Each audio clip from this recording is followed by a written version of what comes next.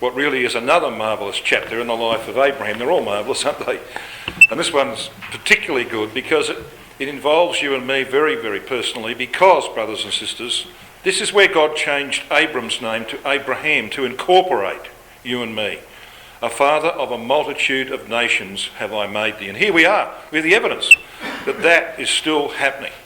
And God is still at work to produce a multitudinous seed for Abraham. We can be very thankful about that.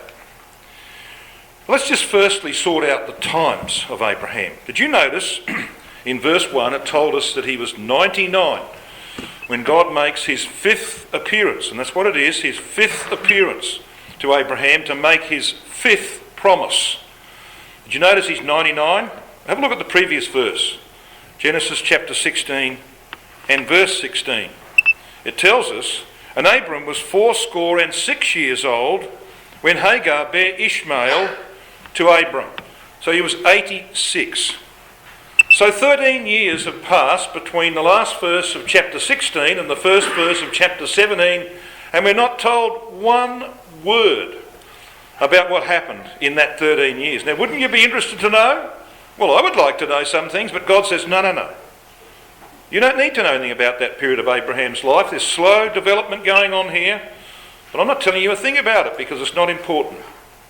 What is important is what follows from chapter 17 to 21. Because the remarkable thing is that chapter 17 to 21 all occur in just 1 year. So we hear nothing at all about 13 years. We get 5 chapters about 1 year. That demonstrates to you just how important this little section is. So he left Haran, age 75. He was 85, just keep that in mind. He was 85 when he was declared righteous on the basis of his faith, his belief in what God said to him, so shall thy seed be. Ishmael is born about 12 months later. He's 86. Then we come to chapter 17. He's 99. He's at Hebron all of this time. Not a word, not a single word about it. He gets the fifth promise at age 99, and then when he's 100 years of age, we're told in Genesis 21 that Isaac was born. Exactly 12 months after this visitation, the fifth visitation by the angel. Now, what is that all about? Well, we want to demonstrate. We want to explore what that's about. In Genesis 17 verse 21 we read this. But my covenant will I establish with Isaac, which Sarah shall bear unto thee at this set time in the next year. So it's exactly 12 months from Genesis 17 to 21, from this appearance to the birth of Isaac. Now that's extremely important because, of course, Sarah is going to have a child through Abraham. And so there has to be a normal gestation period of 9 months, 10 days, which leaves about 2.5 months for God to bring Sarah's faith up to where Abraham's faith is. That's not much time, is it? In our study, our final study for today, and you really put on a pretty heavy day here, don't you? 4 studies in a day plus a family activity afternoon. It's a pretty heavy day. But our final study tonight will be all about what God does. He blows Sodom and Gomorrah off the face of the earth to bring Sarah's faith up to where it needs to be for the conception of Isaac, the child of faith. You know that? That's why he declares himself in Genesis 17 verse 1 as El Shaddai. That's the title he gives himself. First time you read this title in our Bibles is Genesis 17 and verse 1. So this is the fifth promise. Abraham is 99, the number of finality and fullness. He's reached a certain point in life. Yahweh appeared to him, fifth appearance, probably, doubtless, Michael the archangel. And I'm going to demonstrate that to you as well. And say that with a high degree of certainty. This is Michael the archangel, because he actually calls himself Yahweh in the next chapter. Okay? He's called the angel of Yahweh's presence in Isaiah 63 and verse 9. So when he's sent, God's there. He's the angel of God's presence. You notice in verse 1 it says that Yahweh appeared to Abram and said unto him, I am Almighty God, El Shaddai. The first of 48 occurrences of that divine title in the Old Testament. It refers here, brothers and sisters, to its primary meaning. Whenever you meet this name, this this title of God, El Shaddai, its primary meaning is of the builder and nourisher of a family. However, as you're going to see when we examine this title, it also has the idea of being a destroyer. And its final occurrence is in Joel chapter 1 verse 15, where it's clearly about God being a destroyer. Okay, so there's these two aspects of it. Primarily about building a family. But if God has to destroy in order to build his family, he will. And that's what he does. He destroys Sodom and Gomorrah in order to build his family through a faithful Sarah who has the same faith as her husband Abraham. She doesn't have that faith at the end of Genesis 17. She doesn't have it at the end of Genesis 18. She has it at the end of Genesis 20 in the remarkable events that occur. God works in people's lives, brothers and sisters, where his purpose is involved. He can work quite quickly. It took him 2.5 months, and he got Sarah where he wanted her. This is what he says to Abraham in verse 1. I am El Shaddai, the builder and nourisher of a family. Walk before me, and be thou perfect. Now in the Hebrew, halak panim means, literally, walk as though in my presence. Panim, faces. Walk as though in my presence. And that, brothers and sisters, is our calling, isn't it? Walk as though you're in God's presence. And be thou perfect. Well, none of us can be perfect. Hands up anybody here that's perfect. You put your hand up, you're in trouble. Okay? Nobody's here is perfect. It doesn't mean perfect per se. The word in the Hebrew is tamim, and it means entire or complete. Now bear in mind, brothers and sisters, that Abraham was baptised at age 75. He's now 99. He's been 24 years in the truth. How many people have been in the truth for 24 years or more? Here, I can put my hand up. I'm getting close to 50. Anybody? Well, there's a few. Yeah. Well, God said that Abraham was ready for this role that he's going to give him when he'd been in the truth for 24 years. This is why Paul says you don't put greenhorns in positions of responsibility. You don't make greenhorns fathers of the ecclesia. You wait until God's worked in their life and they've had a bit of experience and a bit of biblical knowledge that they can apply it. All right? He waits 24 years before he gives to Abraham the responsibilities that he's going to pass on to him. And guess what he's going to pass on? He's going to delegate to Abraham his own fatherhood. Yeah, so you can see why he's waited. And you can see why he says, you walk as though you're in my presence and be complete, because I'm going to delegate to you my fatherhood.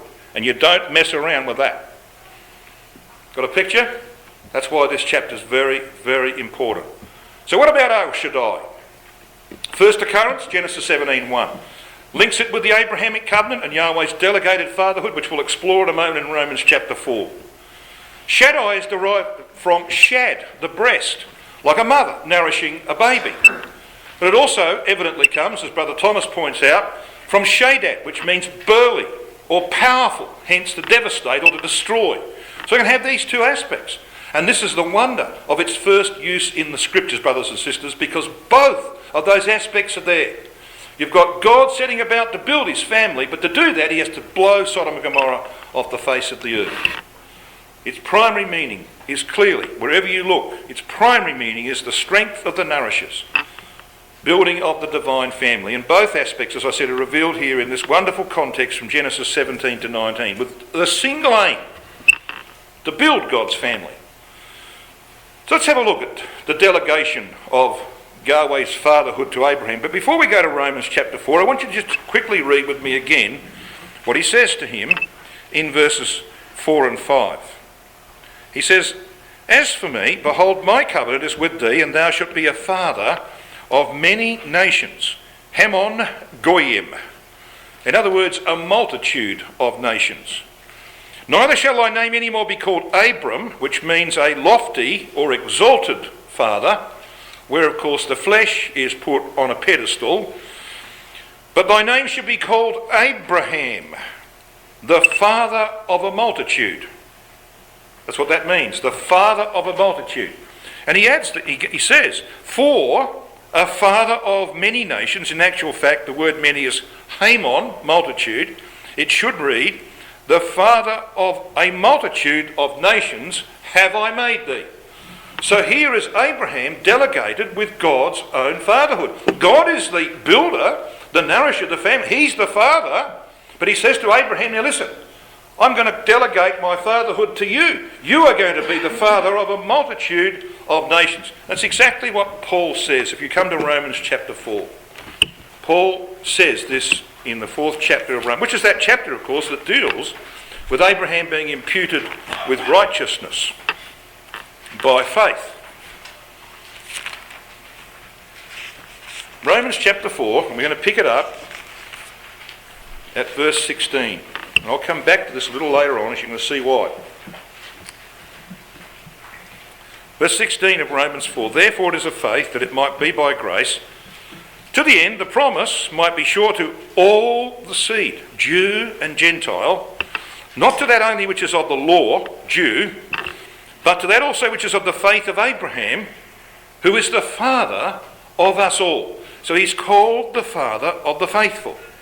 Then we read this in verse 17. Now, do you notice that verse 17 starts with a parenthesis? There's a bracket there. Do you see that? As it is written. So what Paul is saying in verse 17 is explanatory of what he's just said in verse 16. As it is written, I have made thee a father of many nations. So he's quoting, as you clearly can see, from Genesis chapter 17 and verse 5. Direct quotation.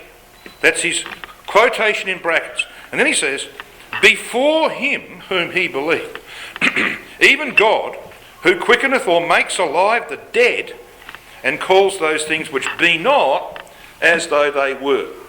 Now this phrase, before him, in the King James Version, is just one Greek word, katananti. It means down, over, against. That is, in the sight and estimation of. Hence, he was like unto God. That is, he was allowed to stand in his presence as the father of the divine family. So get a picture of this, brothers and sisters. Here's God the Father saying, I'm El Shaddai. I'm going to build a family. I'm going to nourish it. But here, Abraham, you're standing down over against me. You're inferior, but I'm delegating to you my fatherhood. That's why I want you to walk as though you're in my presence and be complete. You can't do this job if you're not those things. That's why I've had to wait for 24 years. You weren't ready for this earlier on. I waited. Because now I've got you where I think you can take this role on. Then he hands him a knife and says, hey, cut your flesh off. Circumcise your flesh. You want to lead in the ecclesia, brethren? People must be able to see that in your life you have cut off the flesh. You haven't cut off the flesh. You are not eligible for ecclesial leadership. Period, as you say in this country. It's as simple as that. That's the lesson we learned from Genesis chapter 17. So here you've got God handing Abraham a knife, commanding him to cut off his flesh. This is where circumcision is introduced. Because you see, that is what's required for someone who takes on the delegated fatherhood of God. I want you to come to Isaiah 51. Let's just lock this down, shall we? This is what God's talking about. Isaiah chapter 51.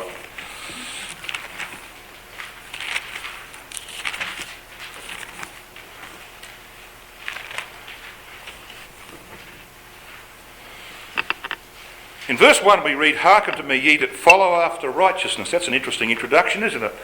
Ye that seek Yahweh, look unto the rock whence ye are hewn, to the hole of the pit whence ye are digged, like a well. So who are they? Who is represented here? By the rock and the well that God has dug. Well, we know, we're told. Verse 2. Look unto Abraham, your father. There he is. He's the father who's got God's delegated fatherhood delivered to him. Your father, the father of the faithful. And unto Sarah that bare you. For I called him alone. I started with one man. I'm going to finish with a multitude. And blessed him. That is, I set about to redeem him, as we saw this morning. That's what blessing means in the divine terminology. I turned his iniquities away from him. I made him so he's complete. He'd cut the flesh off. Yes. And increased him.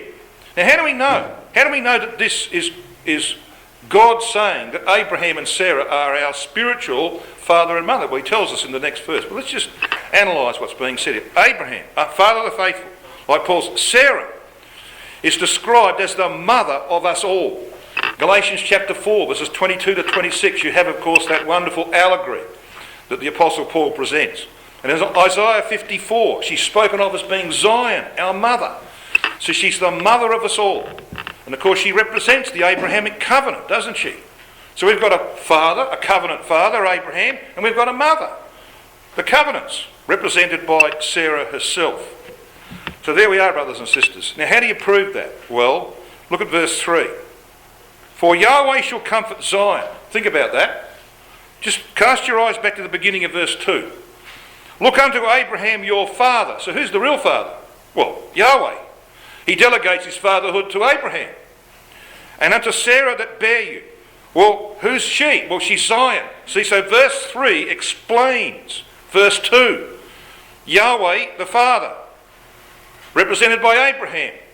And Zion, the mother, represented by Sarah.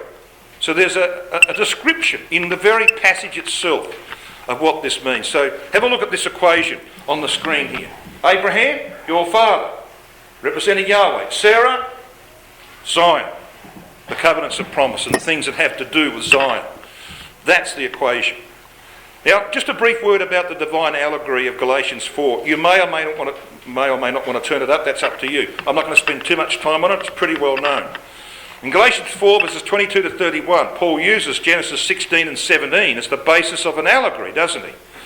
He points out that Hagar represents the Mosaic covenant. She has a son. She's a bondmaid. She has a bondmaid son called Ishmael, who represents Israel living under law. So Jews living under the bondage of law are represented by one man, Ishmael. Yeah, he's circumcised in the flesh like the Jews were, but not in heart. He was circumcised, by the way, at the age of 13, and 13 is the number of rebellion. So that tells you something about it, doesn't it? And then on the other side of this equation, you've got Sarah.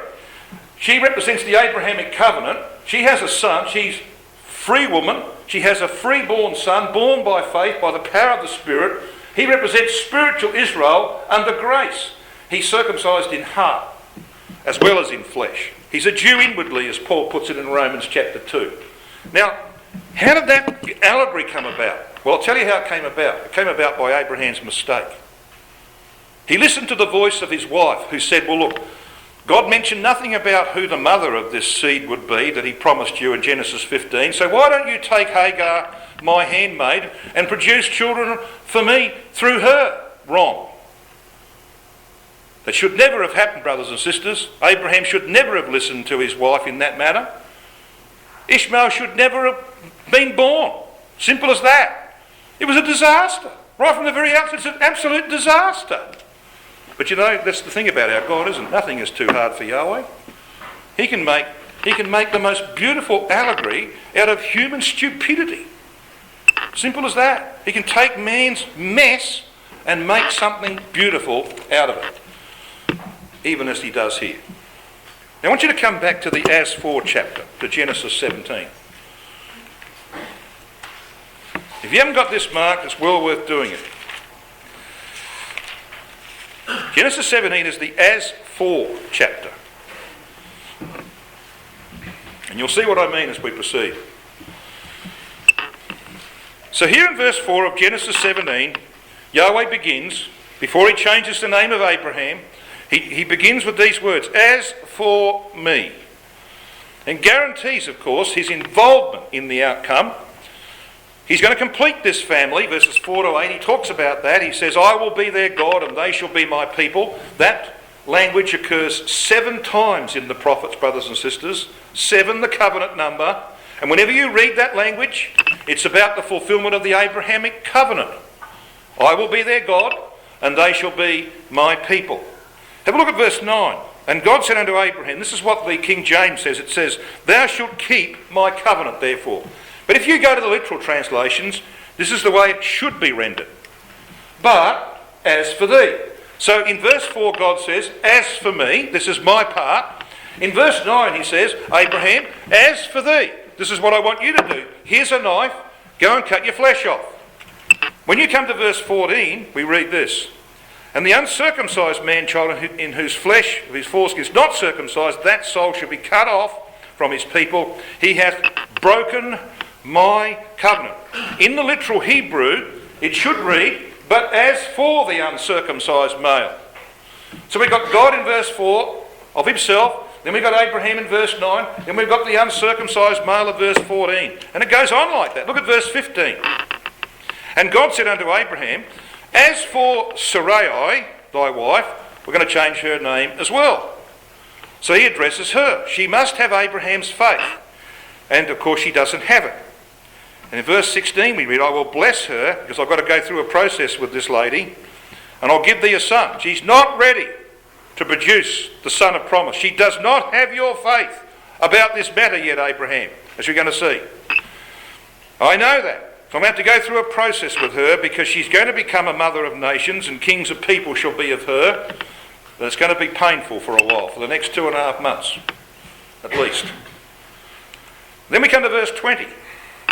And as for Ishmael, because you see Abraham says, well, oh, that Ishmael might live before thee in verse 18. And God says, yeah, okay, we'll include him as well. As for Ishmael. See what he's done here? This is the as for chapter. As for me, as for Abraham, as for the uncircumcised male, as for Sarai, as for Ishmael. He's dealing with each one in turn, brothers and sisters. And of course, what that implies is he deals with us as well. Now what about this covenant of circumcision? It was introduced to demonstrate the method of participation in the Abrahamic promise. It's no different for you and me, essentially. Circumcision preceded the law of Moses. Christ makes that point in John 7. It was the seal of imputed righteousness by faith. Paul makes that point in Romans 4, 9 to 11. When was Abraham, he asks, justified by faith? When he was circumcised? No. When he was uncircumcised. He was justified in Genesis 15. When's he circumcised? Genesis 17. Right? It typically foreshadowed baptism into Christ. And that was to be translated into a way of life. Now I think I should refer to this one.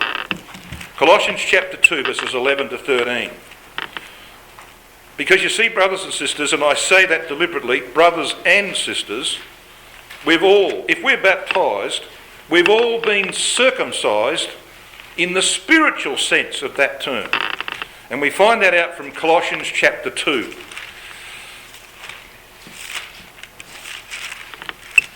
Colossians 2, and we're going to read from verse 11.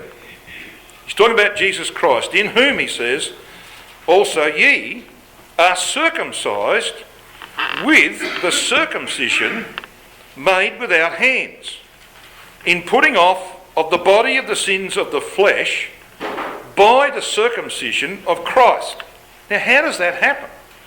Well, he tells you in verse 12, buried with him in baptism, wherein also ye are risen with him through the faith of the operation of God, who hath raised him from the dead. So when I got baptised, brothers and sisters, I was circumcised. And we're not talking anything here about the literal circumcision of baby boys, because this kind of circumcision applies equally with females.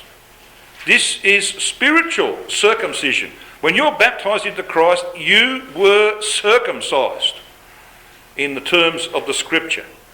And so, of course, when you have circumcision, literal circumcision, introduced in Genesis 17, it's clear what that means. It's pointing forward to you and me being involved in the promises made to Abraham by baptism into Christ. That's what it's pointing forward. But it also, of course, highlights a simple fact. This is the chapter where God says to Abraham, walk as though in my presence and be complete. In other words, I want you to cut your flesh off. That is what circumcision really is about in life. I don't think that's too hard to understand, is it? When the Bible's allowed to explain itself, it's pretty simple, isn't it? Very, very simple. So it's intended to be an outward sign of an inward change. That's why Paul talks about Jews inwardly. He says, well, the Jews, they were circumcised, they did all sorts of things, but they weren't circumcised in heart. Ishmael was circumcised in the flesh, but not in the heart. And that's where the circumcision has got to be. So, I want you to come back to Romans 4. You got a bit of a feel how important Romans 4 is in the life of Abraham? Well, you're going to get a real sense of that now. If you can focus, if you can allow a little bit of blood to go to your brain that's now going to your stomach after lunch in what's called the graveyard shift for speakers, you just allow a little bit of blood to go to your brain. I'm going to just tease it a bit. Okay? I'm just going to tease your brain a bit. In Romans 4, brothers and sisters, Paul quotes Genesis 15 verse 6, and it was imputed unto him for righteousness in verse 18. You in Romans 4 with me? Verse 18. At the end of the verse, so that which was spoken, so shall thy seed be. He's quoting from Genesis chapter 15 and verse 6 in the context of him being imputed with righteousness. He quotes from Genesis 17 verse 5 in verse 17. We've just read that one, haven't we? As it is written, I have made thee a father of many nations. So you've got two quotations from Genesis. One from chapter 15 verse 6 and one from chapter 17 verse 5. So how many years apart is this? 14. Because in Genesis chapter 15, Abraham was 85. In Genesis chapter 17, he's 99. When I went to school, there's 14 years between them. Okay? That's pretty simple, isn't it? Well, the name Abraham occurs in Romans 4. And let me just point out that God didn't put the chapter divisions in. They were put in the Middle Ages, by the way. So they're not God's invention. But it's clear that the translators have got the chapter divisions pretty well right here. That Romans 4 is a context in its own right, stands alone in its own right. In that context, Abraham occurs 7 times. Only 9 times in the whole book of Romans. 7 of them are here in Romans chapter 4. The term father occurs 7 times in Romans 4, 12 in the whole book of Romans. The terms circumcision and circumcised occur collectively together 7 times in Romans chapter 4. Uncircumcised and uncircumcision occurs 5 times in aggregate. And in verse 16 we read this, and this is the literal translation you can see on the screen. Wherefore out of faith, that according to grace it might be. So what's the number of grace? 5. Yep, you got that one right. 5's the number of grace. Okay. So this is all about Abraham being delegated with God's fatherhood to produce a multitude of nations upon the basis of faith that they might have the grace of God. Isn't that interesting? Because at 5, all right, we've got 7, the covenant number, 5's the number of grace, and this is 14 years between the two quotations are made. Here he's imputed with righteousness. Here his name is changed to involve the Gentile peoples. When I went to school, if you multiplied 5 times 14, 5 grace by 14, you got 70. Which just happens to be the number of the nations. I have made thee a father of a multitude of nations. Proof? Genesis 10, count the names, 70. Exodus 15:27, 12 wells of water. At Elim, the place of the mighty ones, vision of the kingdom, 12 wells of water. How many palm trees? 70. Go to Luke chapter 9 verse 1, sending forth 12 disciples 2 by 2. Luke 10 verse 1, how many? 70. 12, 70. It's the number of the nations. Got a picture? Yeah. Come back to Genesis 17.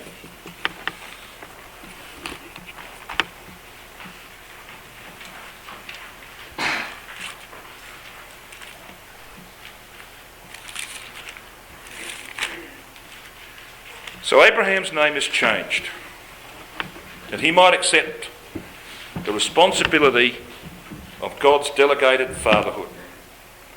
So what does God do? Look at verse 5. Neither shall thy name any more be called Abram, but thy name shall be Abraham. So what God does is he adds the 5th letter of the Hebrew alphabet, which has a numerical value of 5. So each of the Hebrew alphabet letters, the 22 of them, have a number attached to them. So Aleph is 1, Beth is 2, so on it goes down. Each has got a number attached to them. That's why we can do what they call gematria. You know what gematria is?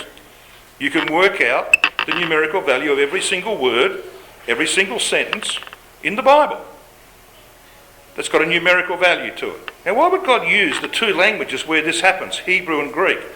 Well, because he's actually underscored it, brothers and sisters. There is a pattern of sevens through all of the scripture. Why 7? Well, it's covenant, true, but 7's also the spirit number. God is saying, this is my book, don't fiddle with it. I've done this. You know, man's tried to recreate the patterns of 7s with a computer and never achieved it. They've tried it. So you see, he doesn't mess around with numbers. He puts the 5th letter of the Hebrew alphabet with a numerical value of 5 in the 5th position of Abram's name. Abram has a numerical value of 243. Abraham has a numerical value of 248. If you use the right text, the name Abraham occurs 248 times in the Bible. That's perfectly accidental. Yeah. Abram has 5 letters, 4 consonants and 1 vowel. Abraham has 7 letters, the number of the covenant, 5 consonants and 2 vowels. There is structure there. I want to come back to that in a moment because you see he does the same thing, virtually the same thing with Sarai's name, but there is a distinct difference, an important difference, as we shall see. As for Sarai, we'll come over to verses 15 and 16 with me. And God said unto Abraham, As for Sarai thy wife, thou shalt not call her name Sarai, but Sarah shall her name be.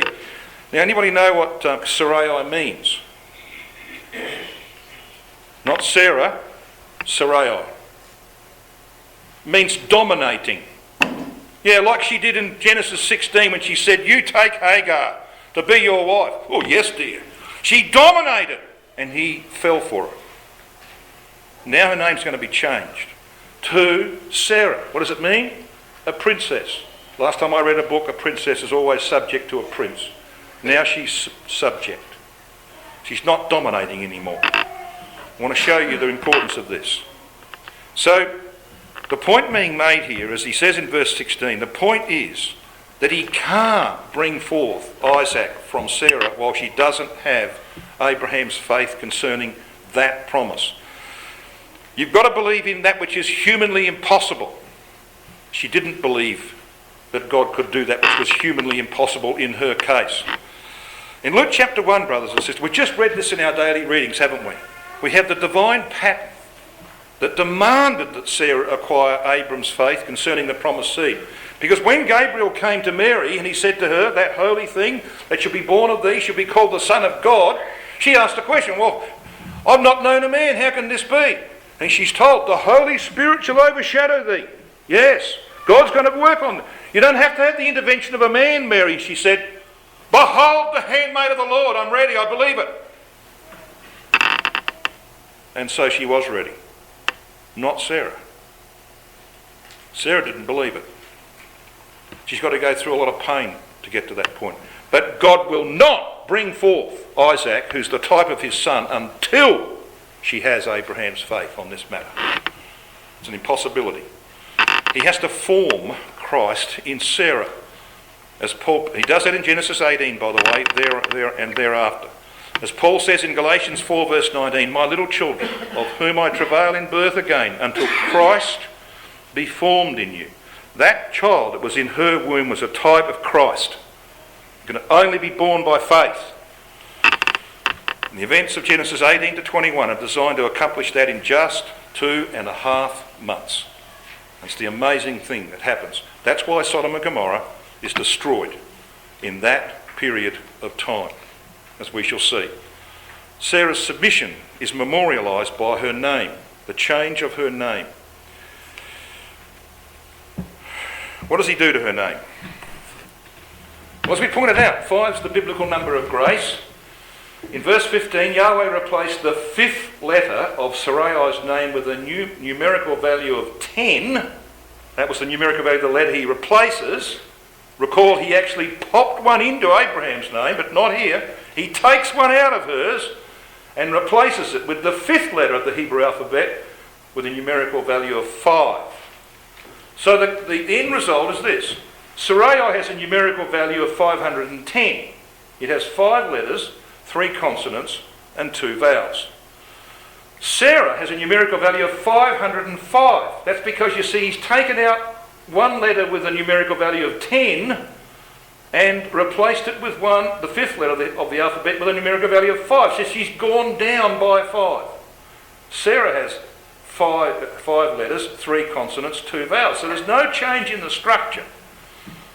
But it memorialises a change in Sarah. The net result, I want you to come to 1 Peter chapter 3, verse 7.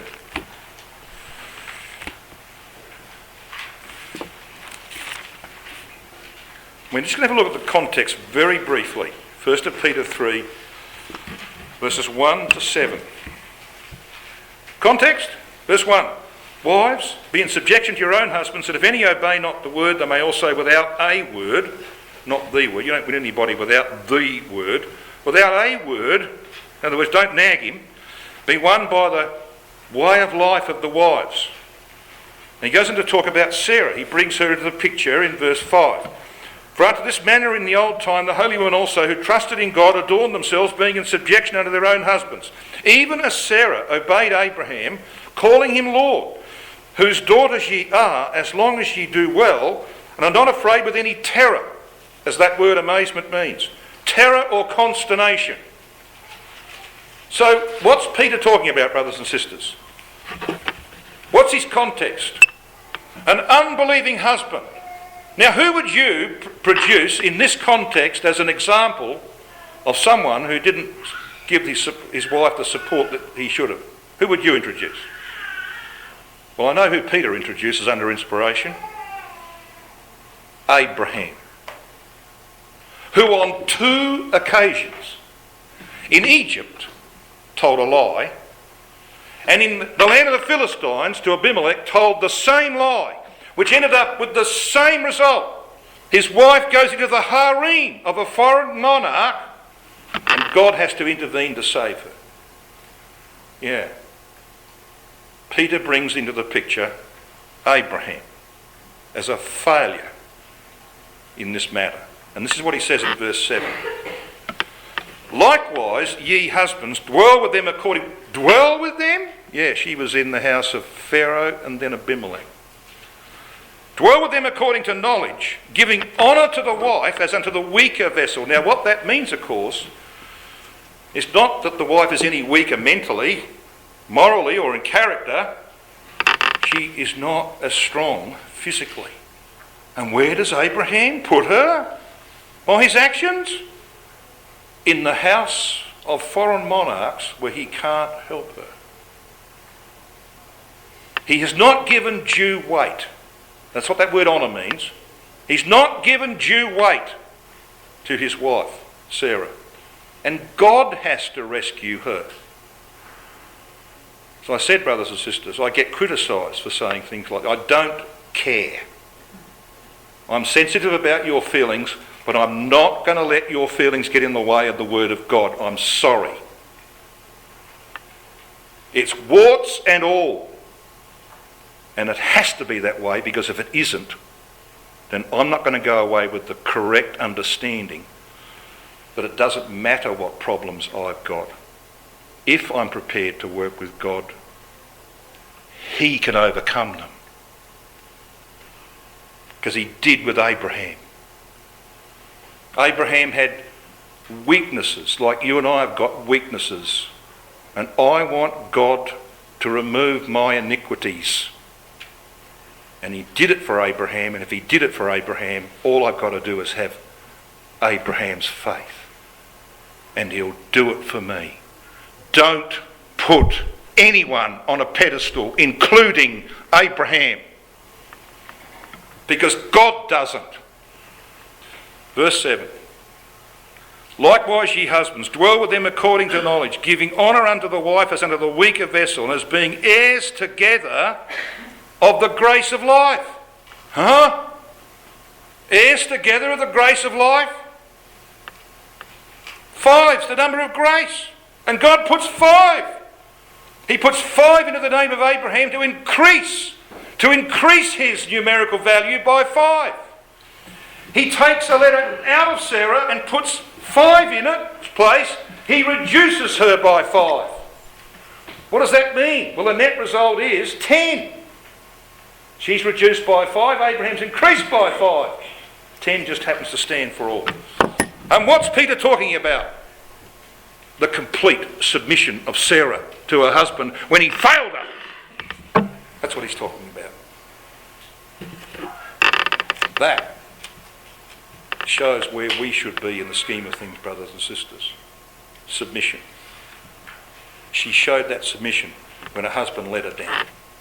But my covenant will I establish with Isaac, which Sarah shall bear unto thee at this set time in the next year. And we pointed out Abraham was 99 at the beginning of the chapter. In chapter 21 verse 5 he's 100 when Isaac is born. Exactly 1 year. Normal gestation period, 9 months 10 days, leaves just 2.5 months for the events of Genesis 17 to 20.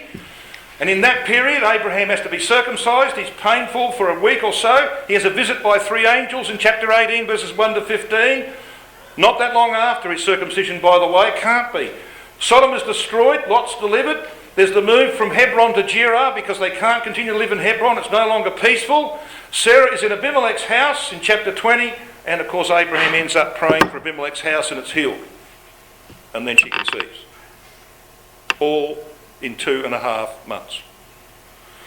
That's what happens. So brothers and sisters, when we come back and have a look at Genesis 18, we're going to see what God does for Sarah. A woman who does not believe at this point that the humanly impossible is possible with God. In her case, she's going to find out it's different. Because you see, it's true, isn't it? There is nothing too hard for Yahweh.